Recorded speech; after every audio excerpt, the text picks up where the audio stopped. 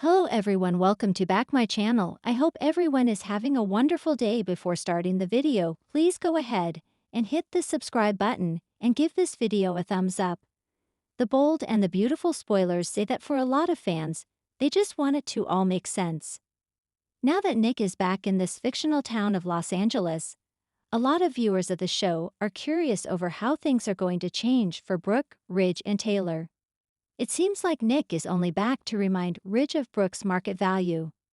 Sure, Ridge might be jealous right now that Brooke is getting attention from her old flame, but that doesn't mean the two of them are going to get together anytime soon. Because at the end of the day, Ridge has made it clear that he doesn't want Brooke. With Nick in the picture, he's just going to make Brooke feel even worse about herself and more confused than ever. As our readers can imagine, the internet certainly did have a lot to say about the matter. Some have even commented with, "I am loving Nick's return, and I found myself doom scrolling while Steffi and RB had boring conversations and tuning back in when Nick was on screen. He outplays them all." Nikki continued to make Ridge uncomfortable by calling him out on his crap and reminding Brooke to get out of the gutter. "I will also accept a Nick, Deacon, Bill friendship and all the mischief they would make." Another fan of the show wrote, "I know Jack Wagner is supposed to only be on briefly, but he better come back full-time cause this show desperately needs his return." When he congratulated Ridge on being back with Taylor, I chuckled. And then there was this comment as well. "I agree, bad enough we have to deal with that reheated meatloaf that is Taylor vs. Brooke. Now they add more throwback sauce to Nick?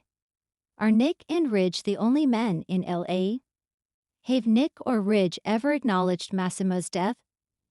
I know the actor passed away many years ago. Did they write the character's death into the storyline? When the bold and the beautiful reintroduced Nick Marone, few fans were prepared for just how seismic his return would be. Once a central figure in the tangled love webs of Brooke, Bridget, and Taylor, Nick has re-emerged with a new sense of purpose, a surprising amount of leverage, and a mysterious agenda that threatens to unravel the carefully constructed facades at Forrester Creations, Spencer Publications, and even the Finnegan household. But this isn't the Nick Marone of old. This Nick is shrewder, more observant, and more dangerous. Chapter 1. Nick returns, not just for Brooke. Nick's return to Los Angeles was quiet at first. A casual conversation with Brooke at Il Giardino. A nostalgic look around the marina. But from the moment he appeared on screen again, viewers could sense he wasn't here for sentimentality. Nick was watching, listening, and calculating. His flirtation with Brooke reignited some embers that Ridge had long tried to keep extinguished. And while Brooke insisted she was committed to Ridge, she couldn't deny that Nick's presence reminded her of a time when she felt truly free, when her life wasn't dictated by destiny or Ridge's fickle heart. But Nick's romantic intentions, if any, were secondary. He'd done something more impactful. He bought controlling interest in a major Forrester fabric supplier, threatening to cripple Forrester Creations unless he bought a seat at the table. Ridge was livid. Eric was stunned. Brooke, conflicted. And just like that, Nick wasn't just back, he was in power. Chapter 2. Finn finds an ally, and a warning. As the Forresters scrambled to figure out how to deal with Nick's new leverage, John Finn Finnegan found himself unexpectedly drawn to the former sea captain. Finn had grown weary of the endless power struggles in the Forrester family, between Steffi and Thomas, between Ridge and Eric, between Steffi and Hope, and he craved an outsider's perspective.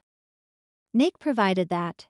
Their shared experiences with complex women, Nick with Brooke and Taylor, Finn with Steffi, and now Luna, gave them a strange but genuine bond.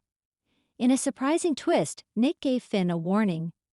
"You're in the middle of a cyclone, Doc. And if you think your white coat's gonna keep you clean, think again. Protect your family, but don't assume your wife is playing with the same rulebook." That cryptic statement haunted Finn. What did Nick know about Steffi? Or Luna? Chapter 3. The Brooke and Ridge Shakeup. Though Brooke initially played the good wife, the emotional pull Nick had on her couldn't be ignored. Ridge could sense it too. His jealousy flared in classic Forrester fashion. Harsh words were exchanged. Ridge accused Brooke of craving the attention of every man who walked into her orbit. Brooke, exhausted by the accusations, shot back. Maybe I crave a man who doesn't punish me for being desired. Those words hit Ridge harder than he let on. But Nick didn't capitalize immediately. Instead, he simply showed up, offering advice, listening when Ridge didn't, and providing emotional support Brooke didn't even realize she needed. One night, she opened her door and saw Nick holding 2 glasses of wine and an old photo of RJ as a baby. Tears followed. Old feelings reignited. Nothing happened physically, but emotionally. A line had been crossed. Chapter 4. Taylor's Return, and her own bombshell. Just when the Brooke-Nick-Ridge triangle threatened to spiral into déjà vu, Taylor Hayes returned, this time with a mission. She'd been working abroad on trauma therapy advancements, but she'd also uncovered troubling information. The nonprofit Ridge had helped fund for her was tied to an offshore account, linked to Nick Marone. Taylor didn't believe in coincidences. When she confronted Nick, he didn't deny it. But he flipped the conversation, reminding her that he had always supported her healing when Ridge wouldn't. Tell me, Taylor, who broke you more? The man who left you for Brooke, or the man who tried to fix you with money? Taylor was shaken, but it wasn't just about Nick's words. It was about the truth they exposed. She realized something else. Nick wasn't just here to reclaim old love. He was here to reshape the legacy of everyone who'd ever underestimated him. Chapter 5. Nick's Hidden Ace, a Secret Son. In the most shocking twist yet, Nick dropped a cryptic hint in conversation with Donna that sent fandom into a frenzy. Everyone thinks Jack was my only chance at fatherhood. But what if the truth is more complicated? Could Nick have another child? Speculation immediately turned to Bridget. Could she have kept a second pregnancy a secret? Could this new potential heir be someone we already know, perhaps working at Forrester under a different name? Rumors swirled that Remy, the young, mysterious designer mentored by Zend, might be more than just ambitious. His fascination with the Forrester legacy, his passion for sailing, was starting to feel oddly familiar. Could Nick have planted his own child inside Forrester? Chapter 6.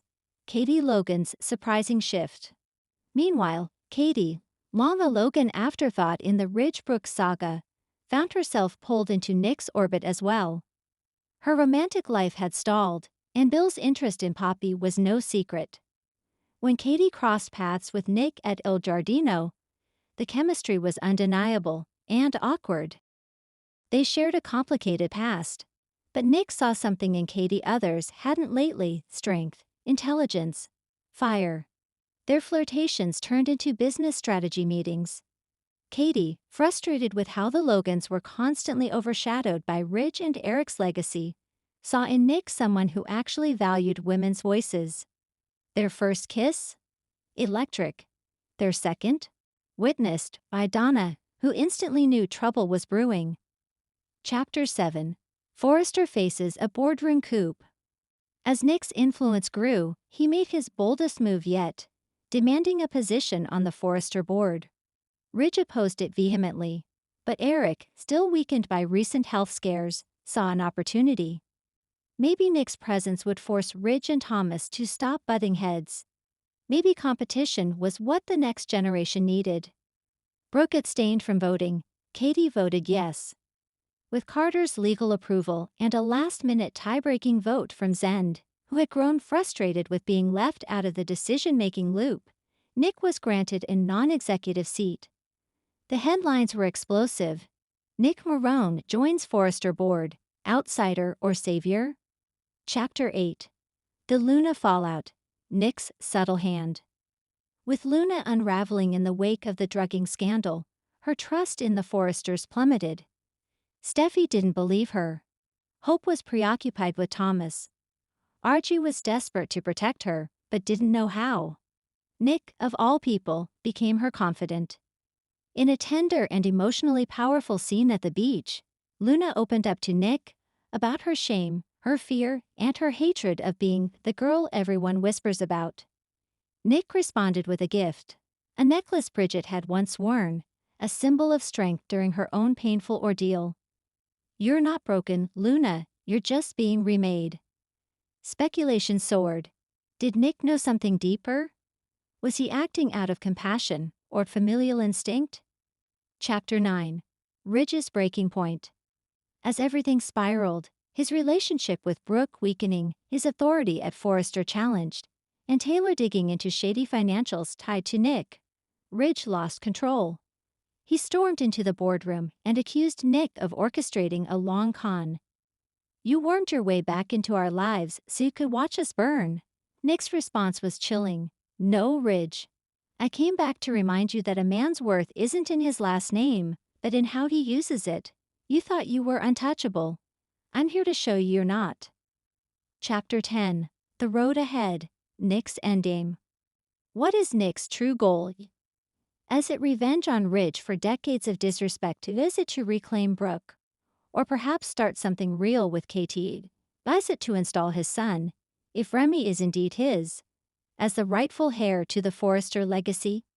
Is he simply seeking redemption for past mistakes? No one knows yet, not even Nick himself, perhaps. But one thing is clear. Nick Marone is no longer a side character in someone else's story. He is the storm, and everyone else, they're just trying to survive the tides he's now controlling. Final tease. As the credits roll on an explosive week in Los Angeles, a camera lingers on Nick watching the Forrester estate from a distance, a glass of scotch in hand. A shadowy figure joins him. Voiceover. "Everything's going according to plan. Shall we tell them who you really are?"